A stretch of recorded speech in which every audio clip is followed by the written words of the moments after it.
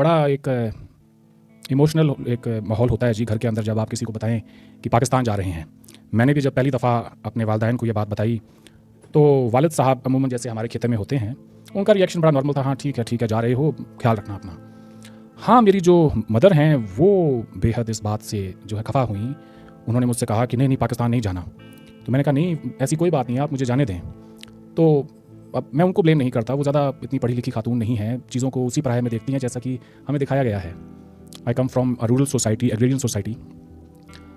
तो फिर वो नाराज़ होकर अपने कमरे में चली गई और बाद में वो लौट कर आई कुछ 10 मिनट बाद, और उन्होंने जो मुझे बात बताई वो मैं आज तक नहीं भूला हूँ, और शायद उसी में इस खित्ते का हल भी छुपा हुआ है। उन्होंने मुझसे कहा कि बेटा एक बात बताओ, माँ तो वहाँ भी माँ ही होती होगी। मैंने कहा जी बिल्कुल ऐसा ही है, उनकी भी वही ख्वाहिशात होंगी जो मेरी तुम्हारे लिए हैं। मैंने कहा यकीनन। तो जब उन्होंने ये बात कही तो फिर उन्होंने कहती हैं कि वो आप जाएँ, फिर कोई बात नहीं है। मैंने कहा कि वहाँ की माएँ भी अपने बच्चों के लिए वही ख्वाब देखती हैं जो मेरी माँ मेरे लिए देखती हैं, या हिंदुस्तान की बाकी माएँ अपने बच्चों के लिए देखती हैं।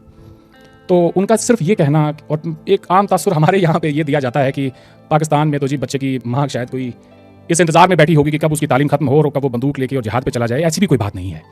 तो ये जो एक फ़िक्रा था मेरी माँ की तरफ से जो उन्होंने कहा, उसके बाद वो मुतमईन हो गई, और तब से लेकर अब तक अब मुझे कह रही थी कि काश तुमने पहले थोड़ा कहा होता, मैं भी चलती तुम्हारे साथ।